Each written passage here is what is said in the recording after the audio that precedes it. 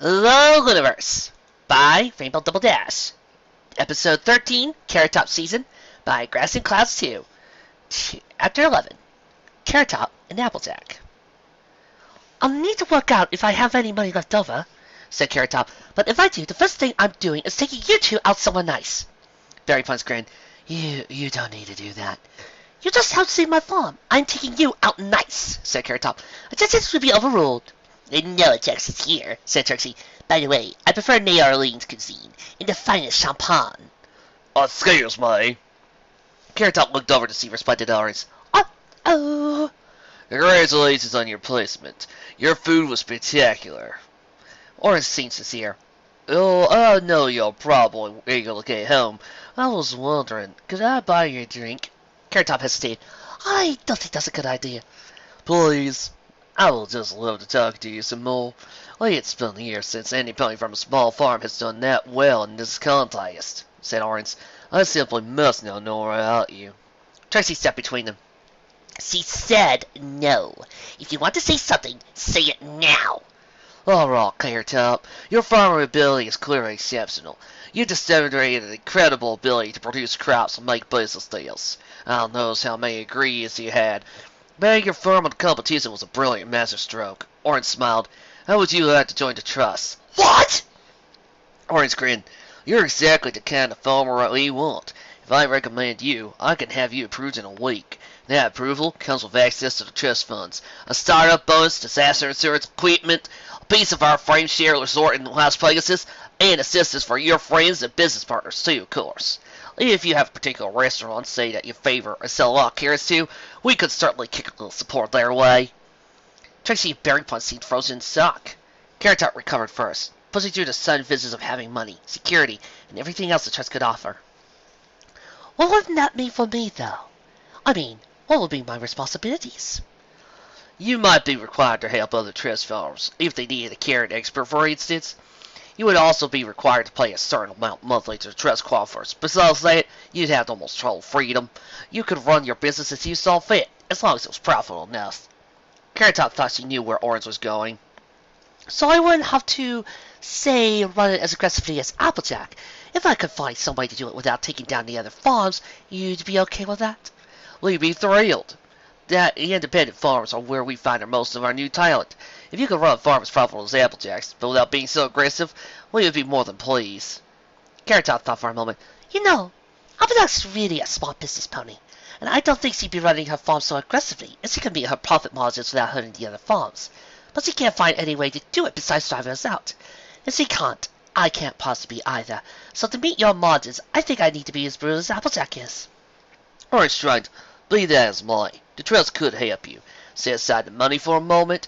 Duke Greengrass seemed interested in you. I don't know all the details, but I wouldn't be surprised at all if you got some political designs on you for some odd reason. The trust has politicians too. We can keep them away. He nodded. I'm sure you can see how much the trust can help you. I can't. Carrot Top gestured back at Applejack. It was being supported by Big Macintosh as they dragged themselves out of the park. But I could see her. And I could see the farm I had to wager just to stay open when pressured by your Ponyville brats. And I could see what the trust costs. Orange sighed. Alright then. I won't push you. I still do wish you luck though. Perhaps in the future you'll change your mind. Coffer's open for as long as you need. He walked away. Trixie ran over to Carrot Top. Carrot Top? Are you sure? Yes, I am. Carrot Top smiled at her friends. None of the trust teams had any friends who have supporters come with. Didn't you notice? I don't think that Applejack's the only trust farmer who's completely isolated on a farm. I'd rather have my friends set up highland bits and no pony to care about me. Smiling happily, the three friends walked to the train. Clean, I'll talk to you. Carrot Top looked up from the bed. She had been trying to nap on the way back to Ponyville, but the competition was over now, as he'd lose nothing by talking to the apple farmer. Sure. Applejack didn't look just tired now. She was weary and beaten, like she wanted to collapse, but hadn't got around to it. Say, well, good job. Thanks. Applejack sunk against the wall of the compartment. First time another Ponyville farm beat me. But I guess I shouldn't be surprised. Apparently every pony in town hates me.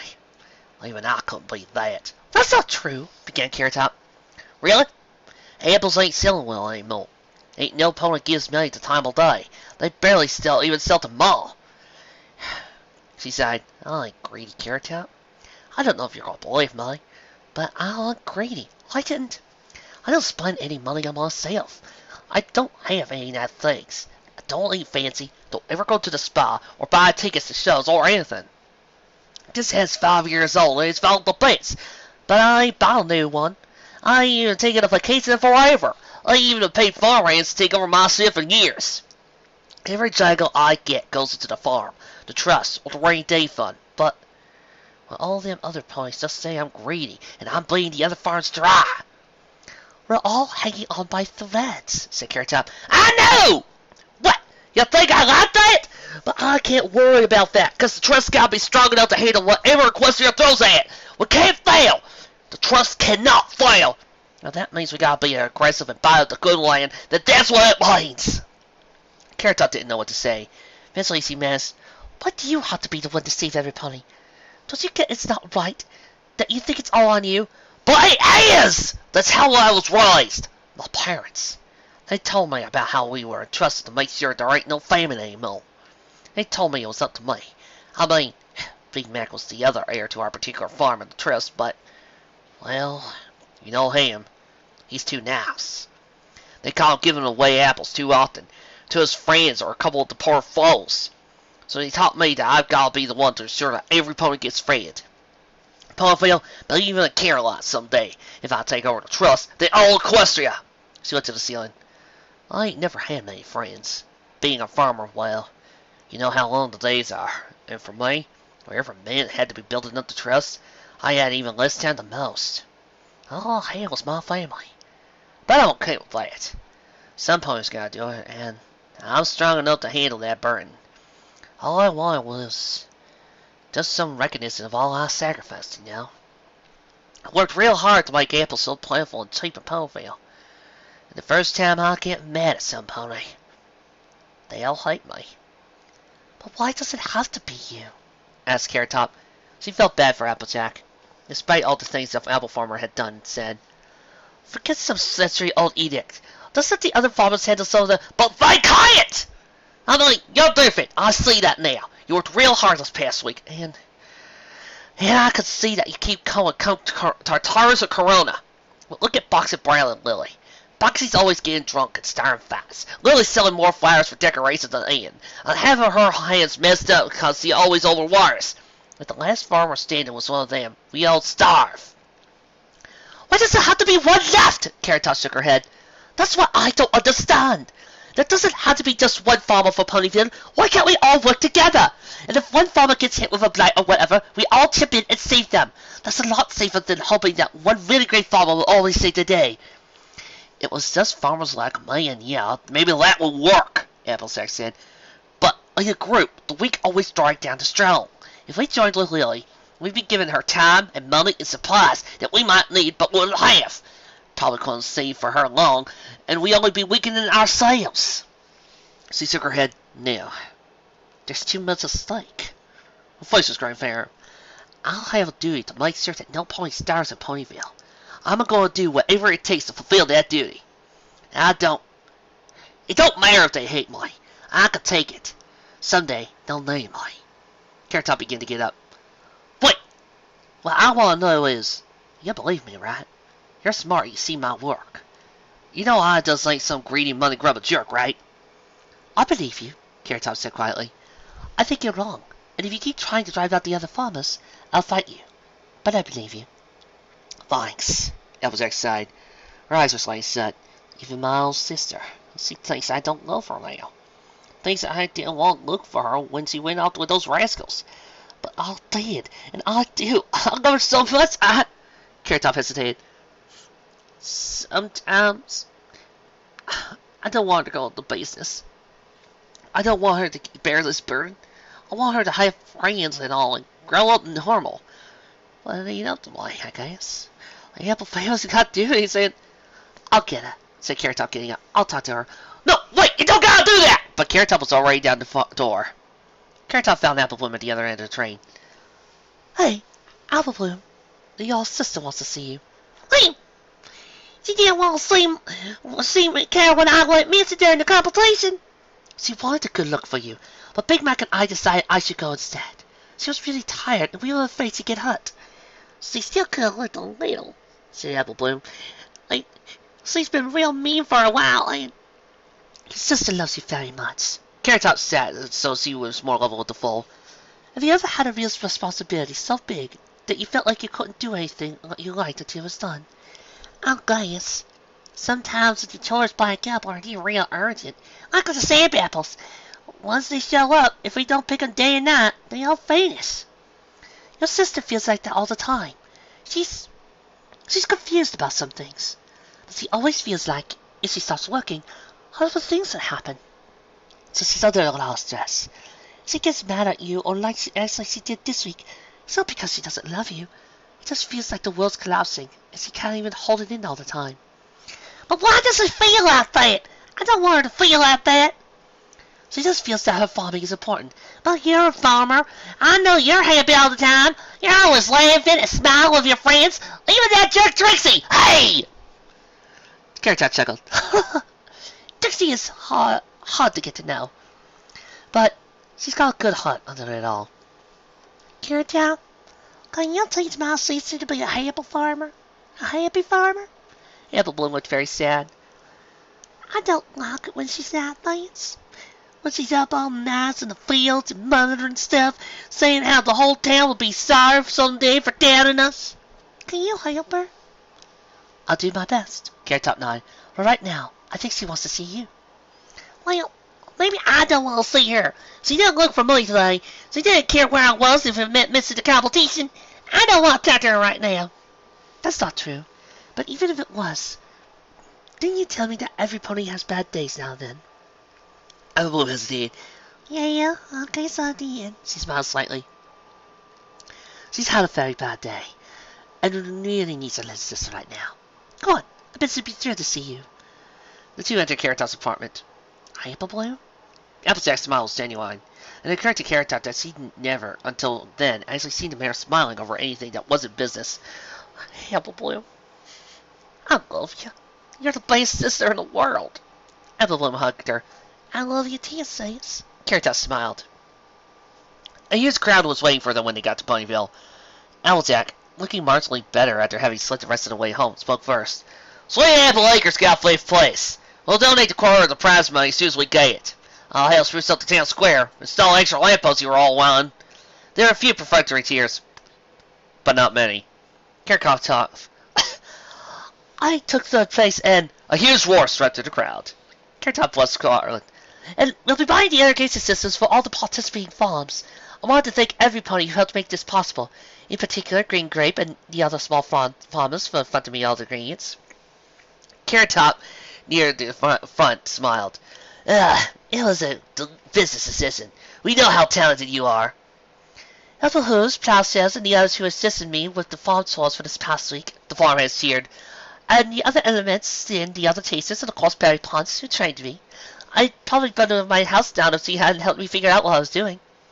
Carrot Top laughed. She seemed a little tipsy, apparently having utilized the train's bar on the ride back. But she wasn't totally soused. Good. Carrot Top was thinking that a party might be fun for later. Who are your biggest fans, Carrot Top? She yelled. Carrot Top smiled. Yes. They were her friends. They cut through her.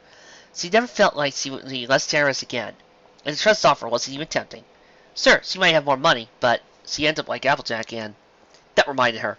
She saw the apples starting to leave the station and quickly called, Hang on! There's one more thing! Could I have everybody's attention? Applejack looked at her, clearly confused. The last week has been extremely stressful. I'm sure I've probably said some things that I shouldn't have had.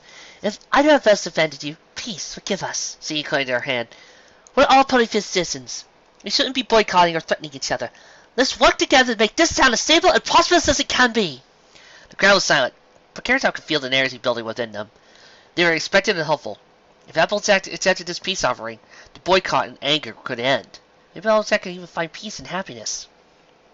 Applejack, I think, and all the other farms should work together. Let's make Ponyville the produce capital of Equestria. We can do it if we stop fighting and help each other. She stuck out a hoof. All the farms working together. Can't do it without you. Come on, you can feel it, Applejack. They want to forgive you. We're all good at heart. We don't even like to hate. Even the ones you offended the most, me and Berry Punch. We want you to work with us. Stop acting like it's us versus you. Take this piece, officer. Applejack stared at the hoof. Come on, please, whispered Apple Bloom. Please. But Applejack shook her head. I can't. You know why? She murmured. Then louder, I'm sorry, but I can't. There's too much at stake. She paused. I'll get you the money as soon as I can. She then almost ran out to Season.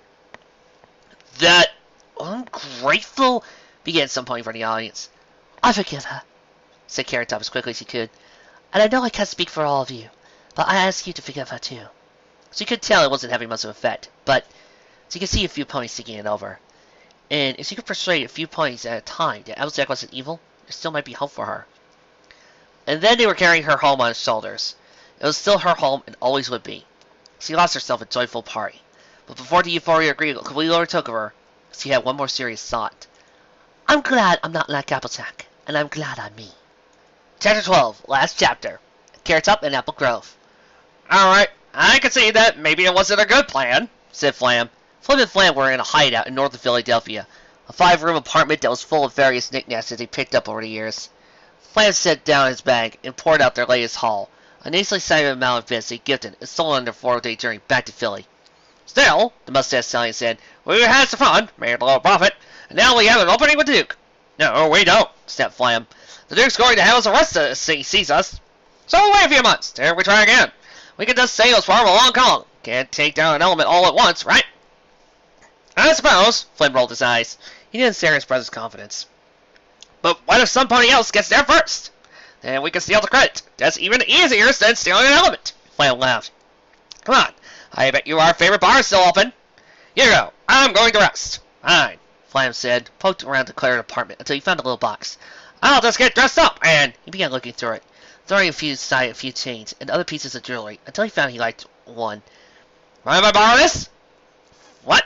Flynn looked at the locket Flynn was holding. That's not mine. What? It isn't mine. I remember stealing something this expensive. Flynn walked over and examined it. The locket was gold and platinum, and wound it together in a tight mess, curved to the shape of a heart on a string with threaded diamonds. It looked enormously valuable. From that fake jewelry scam we ran last year? No pony we dealt with should have bought it even at a discount. Flynn opened the locket. Hey, there's writing. Maybe it's us. It could be a reward. To my darling daughter, fragrant Posy, may all your days be as pure as the moonlit sky. Flynn frowned. Posy? Name sounds familiar. Isn't he the Duchess somewhere? Asked Flynn. You date a Duchess? Not that one. Flynn shrugged. Whatever. Next time we're at Canterlot, we can play out our old private detective scam. What? Flynn grinned. Royalty never remembers the hundreds of servants they hire. We just say she hired us to look for her necklace, and we recover it. We get the reward, plus any expenses we can think up. Still think we stole it and got scared. Not if we spent it right. Flynn frowned. Something was nagging at his mind. Something relating to the Duke. You know, I was worried that the Duke would come after us for failing him. Good thing we ran so fast. Yeah, but, Flynn blinked. Wait, we gotta get rid of that locket. What? Why? Just trust me. Wait. The door burst down. A phalanx of police officers broke in, wearing armor weapons. Thieves! Surrender! Roared the commander. Flynn reared up on his high horse. Thieves? We're not thieves! We... The commander, a unicorn, used telekinesis to yak the locket over him. Then how did you wind up with this locket stolen from the Duchess 2 days ago, Sergeant, search this whole place. No telling what we can find here. He smiled, grumbling. Stealing from a night court member could be considered treason, if you want any chance of leniency. How could this be treason? If you used your intelligence to influence the they vote, of course. Do ya? We would never. We're honest and patriotic, Paulington. Sir! Called the sergeant. He found a letter on this. Listen to this. We are aware that this locket is priceless. We are not entirely without heart. We will return to you, providing to assert that the following messages are passed. Commander chuckled as the 2 unicorns were marched outside. You are never getting out of jail, he informed them. Flynn and Flan looked at each other. But there's nothing they could do. Meanwhile, in Ponyville, life had begun and returned to normal. What's you do? Carrot Top asked Trixie, barging into Carrot Top's home. Carrot Top adjusted the papers she was scribbling on. Work it out if I actually made any money. Didn't you win a huge bag of bits? Yeah, but then I'm deducing the irrigation system, the meal I took you and Barry Punch out for, the random incidental experiences like that bottle of dandelion wine we had to ship in from Canterlot, the TWF train fare. TWF. Trixie whining fee. That's the amount I have to pay you, so you don't whine to me about being ungrateful for all your help. Trixie laughed. I'll have Pokey make that an official code. I think we'll be using it a lot. I'm unsurprised. Carrot Top returned to the paper. So adding it up, it all seems like... She summed the figures, then frowned. I'm down 3 bits. The farmer sighed, but she didn't really feel bad. The new irrigation system was making her farming life a lot easier. It was making the lives of all the Ponyville farmers easier, for that matter. Plus, business was up due to publicity from the whole competition. Not only had the Ponyville ponies who had never before eaten her carrots tried them and liked what they tasted, but a few of the local businesses and restaurants wanted to be able to say they got their food from the third-place farm and 200-plus applicants. Plus, finally, the lab results had come back, and her carrots were certified to be pure and organic, so she would now be selling 5 bells of carrot juice a week to Aloe and Lotus. So yes, there was still a lot of work for her, but things were up. Well, I look at this as me buying an irrigation system for the whole town, me included, in exchange for the 3 bits and 1 every chaotic week. What if there? Here, said Trixie. She took a pencil and drew a little divided by 2 under the TWF figure. Now you're in the black. Carrot Top chuckled. Great. A pony knocked on the door, and Barry Punch entered. Hi. She sounded pained. I'd overtalk it if you could. Carrot Top began to mix one up.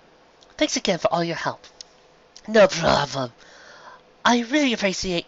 Oh, sorry. I'm hurt to hear voices right now. Carrot Top smiled a little. Oh, sorry. She mixed the tonic and gave it to Barry Punch. Quabbed in one gulp. Thanks. She said, sighing with audible relief. You're a lifesaver. No problem. And no charge for you, she said as Barry Punch took out a few bits. I owe you a lot for helping me out.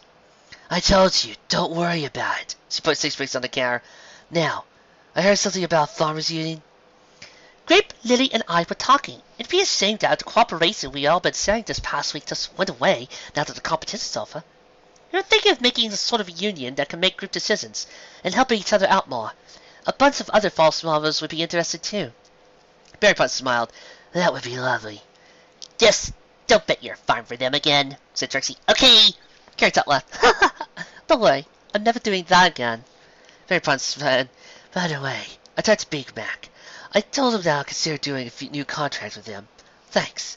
I'm glad a few places are doing it. Well, Applejack still has to sign off, but I think she will. She shrugged. Don't take this the wrong way. But you know they won't go bankrupt, even if no pony in town buys their apples, right? Applejack was right when he said she could probably make more money by shipping all their apples to Camelot and charging top dollar to the wealthy ponies there. I know, but, I mean, she's a good farmer. I just wish we could all work together. And the only way to ever consider this is if we can pound it into a thick skull that we don't hate her. Forget money. If we can't help see what we're willing to befriend her, she'll always be sad and lonely and... Barry Punch nodded. Don't ever change, Carrot Top. Trixie smiled. Just don't go too far. If I hear you neglecting your farm to save her flank again, I'll kick your butt myself. The farmer grinned. Barry Punch said, I'll still be waiting for your cooking lessons, if you want. Sir, but can we wait a week or two? Honestly, I'm hoping to eat out a few times first. Carrot Top laughed.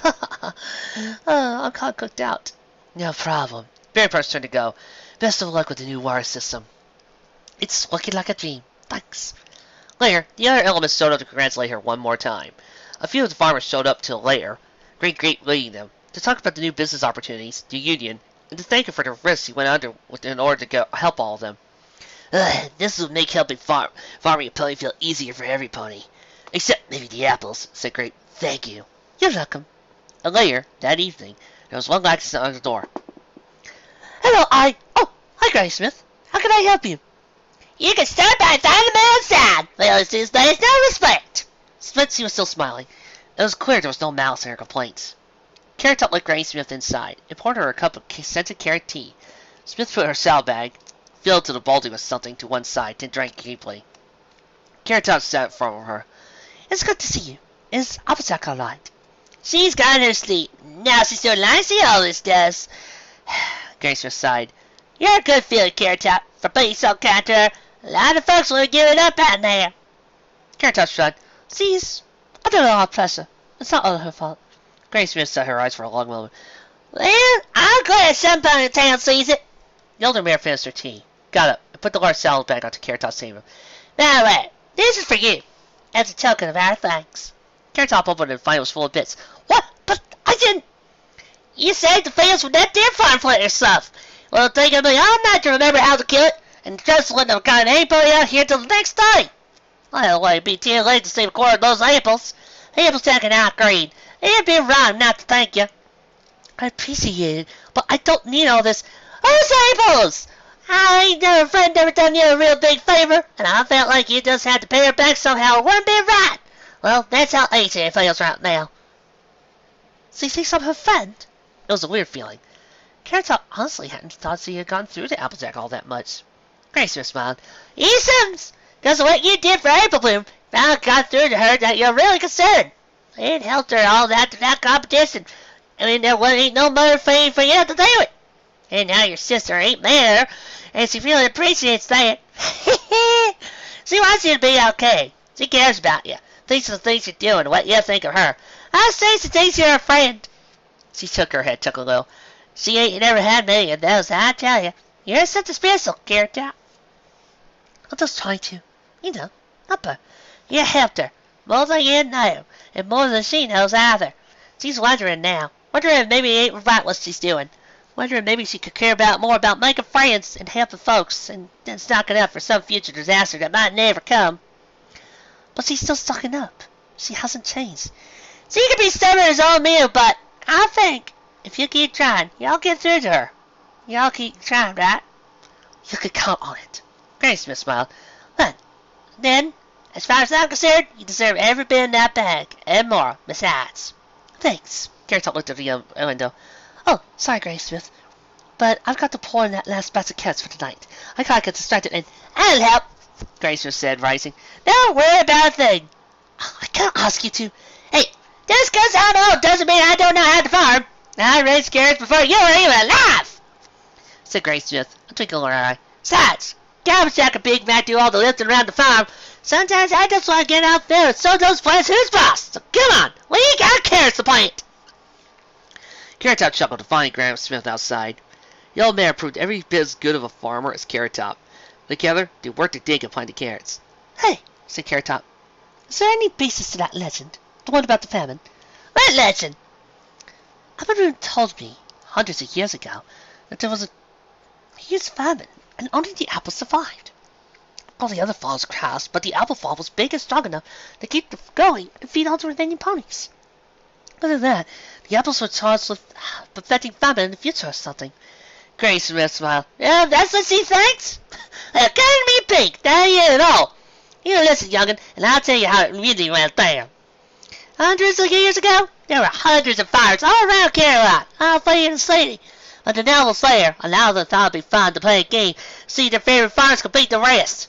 So they all turned the farms against each other, telling you that this one had conspired to do one of the other's crops, or that bear such and such hated this crop. It was going to shut down their farm if they didn't do something for him, stuff like that.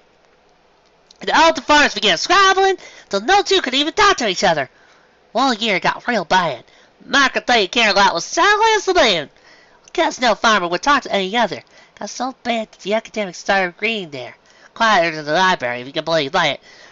And forget giving each other helping hosts. If you broke a spade or needed an egg, you couldn't go to your neighbor. You had to walk all the way to Caroline to buy one. But then the blight came. Hit one farm at a time like clockwork, but nobody could figure out which one would get it. One time it'd be the little one, next the big one, but always they did a little more damage than the farm could repair in a day. Once they hit a farm, they kept coming back until it was nothing but bonded up buildings and dead fields. Frightening times. Of course, a bunch of the farmers decided they had to stay alone. They drove their neighbors out of business and bought the damn farms and fortified them.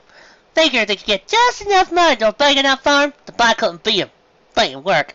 Big farm, small farm, plus they tore them up. It took a little longer for the big ones, but what did that matter if the farm collapsed in a day or a week? Still collapsed all the same. That lasted all summer and fall, and folks were getting mighty worried about the winter. There were fears there wouldn't be enough food to go around, and in fact, there were already shortages. Police moving, panic in the streets, nobody knew what to do. Well, then the head of the very smallest farm was teeny tiny apple orchard smacking between the two biggest farms left, had herself an idea. She said that if they worked together, they could stay alive. See, if the blight kept going, they wiped out all over the farms. But if the farms helped each other, Then they could all stay open and feed the ponies on Caroline, not the maids in those sales. Of course, most ponies were against it, but about a dozen farms decided to try it. So they promised they all shared their resources, and if one of them got hit, the rest would do whatever they could to help. That very night, the apple orchard was ravaged by the blight. Apples rotting all away, trees falling all over, like the blight knew what they wanted to do. But you know what? Very next day, those other farms loaded in a pair of spare tools each. They chipped a few bits and got a unicorn to sell it up the failed trees. Medicines for the apples, too. By noon, it was like nothing had happened.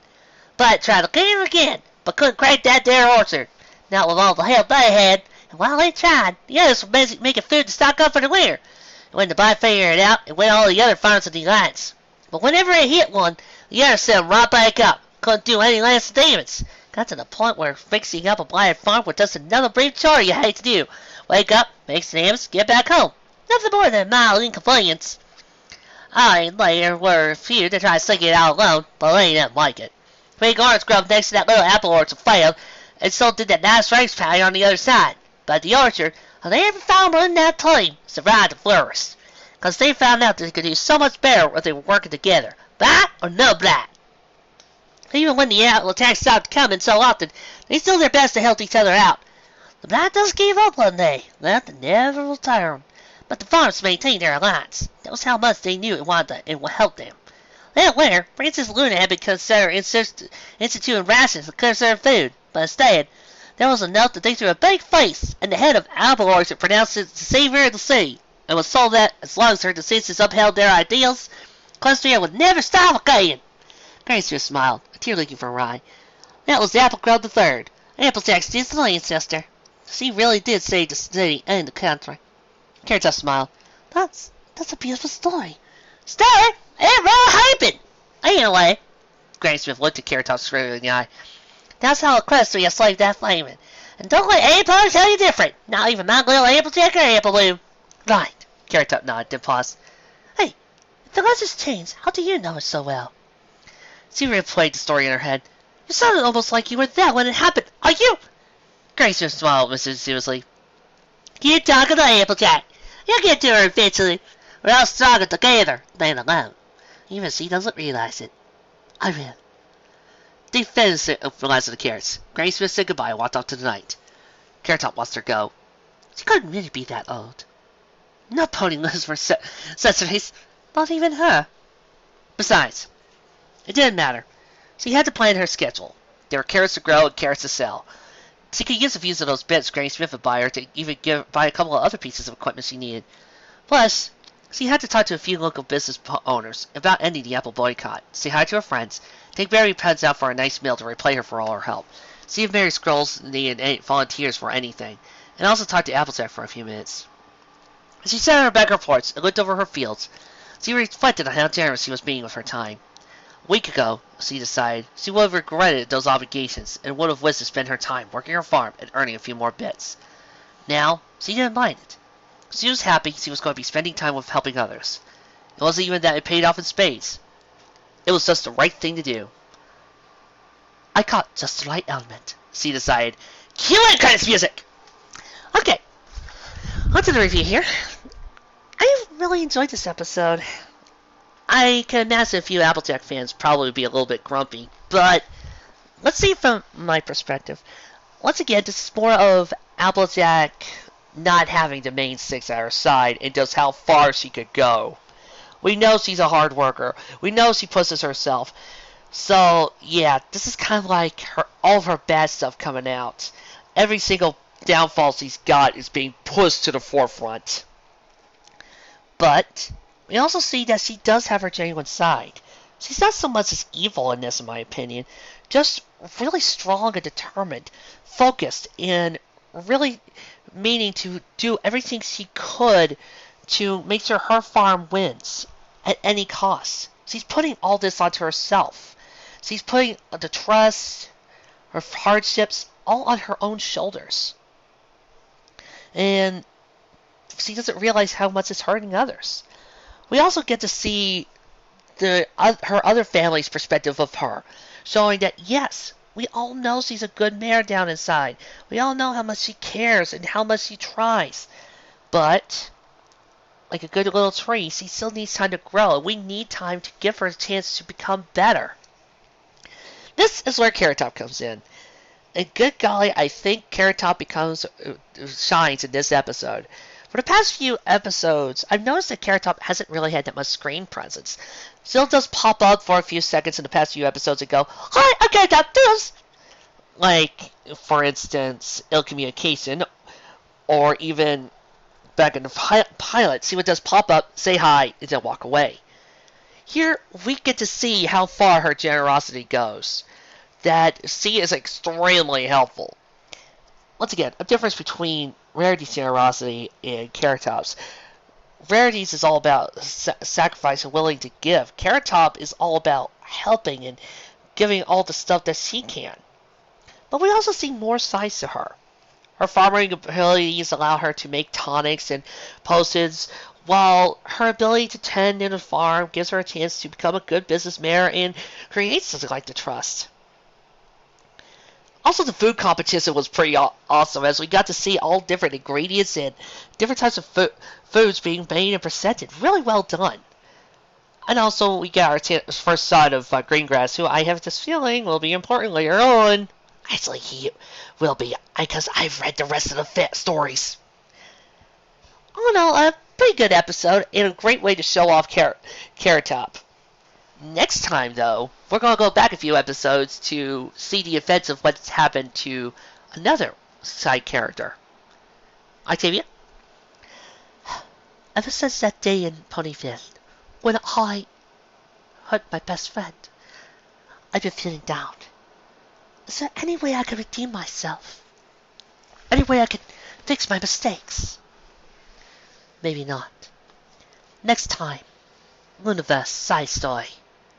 A Canterlot morning. It'll truly be redemptive.